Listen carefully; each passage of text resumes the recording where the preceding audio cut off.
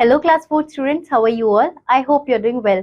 I am your English grammar teacher Sila, and today we will start your fourth chapter, which is kinds of pronouns. So let's get started.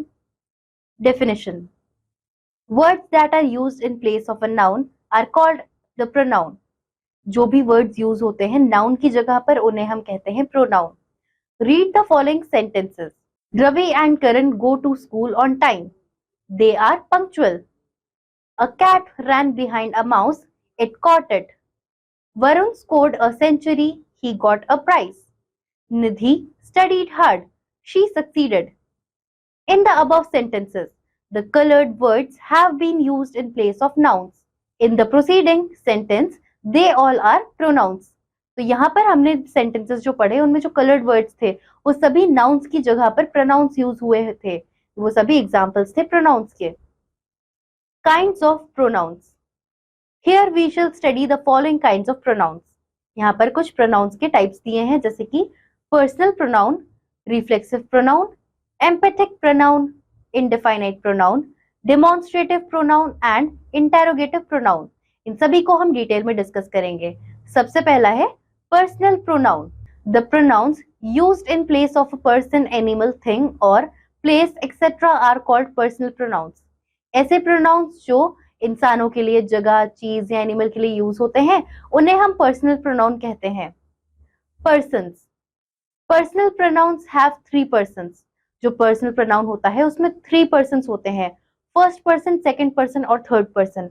आइए इन्हें detail में समझते हैं. First person. When the speaker speaks about himself he speaks in the first person. जब speaker अपने बारे में खुद बात कर रहा होता है तो वो एज अ फर्स्ट पर्सन बात कर रहा होता है. For example, I, us, our, me, we, my, mine etcetera. ये सभी प्रोनाउंस यूज किए जाते हैं as a personal pronoun. Second is second person. When the speaker speaks about the person he is speaking to, he speaks in second person. जब जो speaker है वो listener से बात कर रहा है, यानी कि सामने वाले से बात कर रहा है और उसी के बारे में बात कर रहा है, उसी से बात कर रहा है, तब हम कहते हैं कि वो सेकंड पर्सन में बात कर रहा है. For example, you, your etcetera. इसके बाद में है थर्ड पर्सन.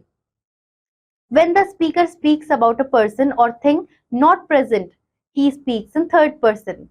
जब जो स्पीकर है वो किसी थर्ड पर्सन की, यानी कि किसी तीसरी ही चीज के बारे में या किसी तीसरे इंसान के बारे में बात कर रहा है, ना तो वो स्पीकर के खुद के बारे में है ना ही लिसनर के बारे में है, तब जो तीसरी चीज है एज इन थर्ड पर्सन उसके बारे में बात की जाती है. His, he, their, its, she, it, they, him, her, them etcetera. ये सभी थर्ड पर्सन के पर्सनल प्रोनाउंस हैं. नंबर. अ पर्सनल प्रोनाउन में बी सिंगुलर और प्लूरल.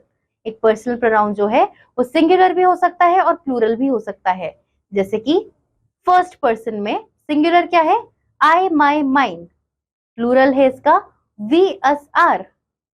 सेकंड पर्सन में सिंगुलर है यू, योर और प्लूरल है you, your, yours. Third person में सिंगुलर है he, she, it, her, his, him. Plural में है दे, देम, देयर, देयर्स. इस तरीके से हमने देखा कि किस तरीके से हम फर्स्ट पर्सन, सेकंड पर्सन और थर्ड पर्सन में पर्सनल प्रोनाउन को यूज करते हैं. Gender. A personal pronoun may be of masculine, feminine और neuter gender.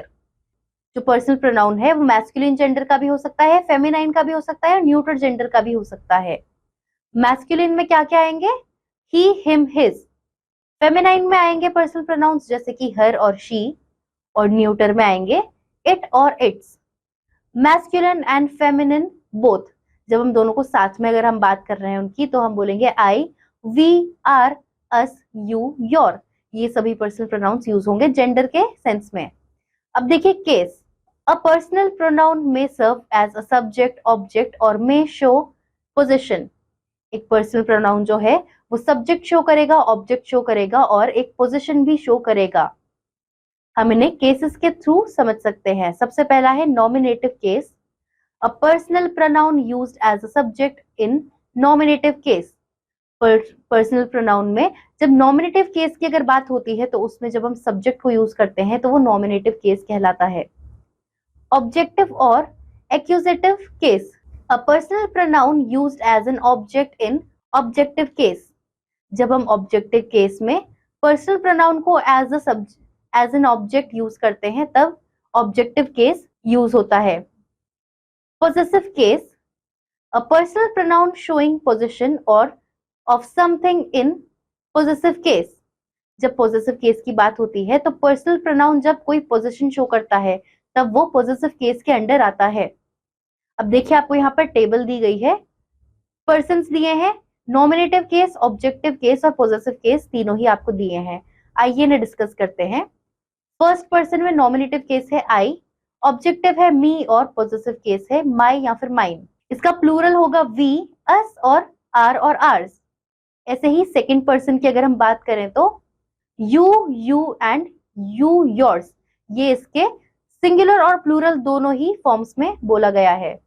अब थर्ड पर्सन में देखिए सिंगुलर में कैसे है, he she it, her him it, her his its. और इसी का प्लूरल क्या होगा, दे देम देयर देयर्स। इस तरीके से हम first second and third person में बात कर सकते हैं। सो हमने पर्सनल प्रोनाउन अच्छे से समझ लिया है। अब हम डिस्कस करेंगे reflexive pronoun. When the action of the subject reflects upon itself it is called a reflexive pronoun. जब हम रिफ्लेक्सिव प्रोनाउन की बात करते हैं तो किसी सेंटेंस में जो एक्शन है वो सब्जेक्ट के थ्रू ही अपने आप ऊपर से रिफ्लेक्ट होता है। फॉर एग्जाम्पल जो सब्जेक्ट है, सब्जेक्ट के ऊपर ही वो अपने आप को रिफ्लेक्ट करे, वो होगा reflexive pronoun. Keep in mind, a reflexive pronoun is formed by joining self और सेल्व्स। रिफ्लेक्सिव प्रोनाउन जो होता है वो सेल्फ या फिर सेल्व्स, ये दो वर्ड्स को ज्वाइन करने से बनता है। टू सम पर्सनल प्रोनाउंस, कुछ पर्सनल प्रोनाउंस के लिए। एज सफिक्सेस, हम सफिक्सेस के थ्रू इन्हें याद रखते हैं। सफिक्सेस यानी कि जो वर्ड के बाद में लगते हों। Self is suffixed to singular personal pronoun. Self जो होता है वो सिंगुलर पर्सनल प्रोनाउन के आगे लगता है। And selves to plural personal pronouns, और सेल्व्स जो है वो प्लूरल पर्सनल प्रोनाउन के बाद लगता है। Study the following. अब आपको यहाँ पर दिया है singular, it plus self is equal to itself, him plus self is equal to himself, your plus self is equal to yourself, my plus self is equal to my self. Plural में देखिए इसको किस तरीके से लिखेंगे आप, your plus selves is equal to your selves, our plus selves is equal to our selves, them plus selves is equal to them selves. इस तरीके से आपने देखा कि आप सिंगुलर और प्लूरल में किस तरीके से सफिक्स सेल्फ और सेल्व्स को ऐड करके किस तरीके से लिख सकते हैं। Read the following sentences. The boy enjoyed himself, we did the job ourselves, I enjoyed myself, you enjoyed yourselves। इसमें सिंगुलर you का यूज हुआ है।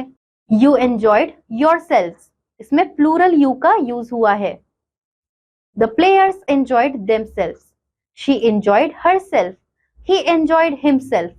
तो यहाँ पर आपने इन सेंटेंसेस के थ्रू देखा कि कैसे हम himself, herself, yourself या फिर themselves प्लूरल और सिंगुलर दोनों फॉर्म्स में कैसे लिख सकते हैं।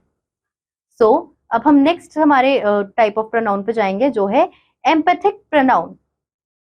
When the above reflexive pronouns are placed after the subject to lay emphasis on a particular point they are called empathic pronouns. जब रिफ्लेक्सिव प्रोनाउन जो होता है उन पे हमें एम्फेसिस देना होता है तब हम एम्पैथिक प्रोनाउंस का यूज करते हैं।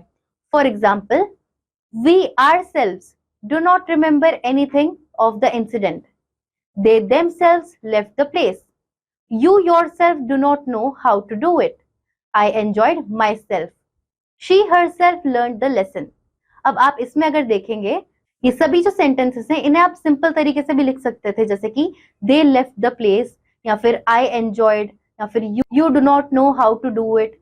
पर हमने इसमें एम्फेसिस दिया है, you yourself do not know how to do it, I enjoyed myself, they themselves left the place। तो हमने एम्फेसिस दिया है इसीलिए हम इसे एम्पैथिक प्रोनाउन कहते हैं। सो आई होप आपको रिफ्लेक्सिव प्रोनाउन और एम्पैथिक प्रोनाउन दोनों ही अच्छे से समझ आए होंगे। नेक्स्ट टाइप ऑफ प्रोनाउन पर आते हैं which is indefinite pronoun.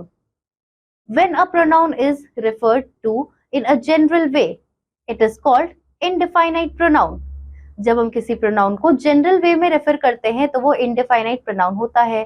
For example a few indefinite pronouns, यहाँ पर आपको कुछ indefinite pronoun दिए हैं जैसे कि somebody, each one, anyone, none, everybody, everyone, anybody, many, each, other, few, nobody, all, some, everything, nothing. अब यहाँ पर हमें डिफाइनाइट करके कोई क्वांटिटी या कोई नंबर नहीं बताया गया है, लेकिन एक क्वांटिटी हमें कुछ लमसम बताई गई है जिसके लिए हम इनडिफाइनाइट कहते हैं कि वो डिफाइनाइट नहीं है लेकिन इनडिफाइनाइट फॉर्म में हमें बताया गया है. Next type of pronoun is demonstrative pronouns. The pronouns that point to the object और direct to the object, they are called demonstrative pronouns. ऐसे प्रोनाउंस जो हमें किसी ऑब्जेक्ट की तरफ इशारा करते हो, पॉइंट आउट करते हो, डिमॉन्स्ट्रेट करते हैं, उन्हें हम डिमॉन्स्ट्रेटिव प्रोनाउंस कहते हैं. For example those are our teachers, यानी कि किसी एक डिस्टेंस पर उनके टीचर्स खड़े हैं तो वो बोल रहे हैं those are our teachers. That is the hunter which killed a goat, कि वो हंटर है जिसने उस गाय को मारा था. They shall go to play if such is the case.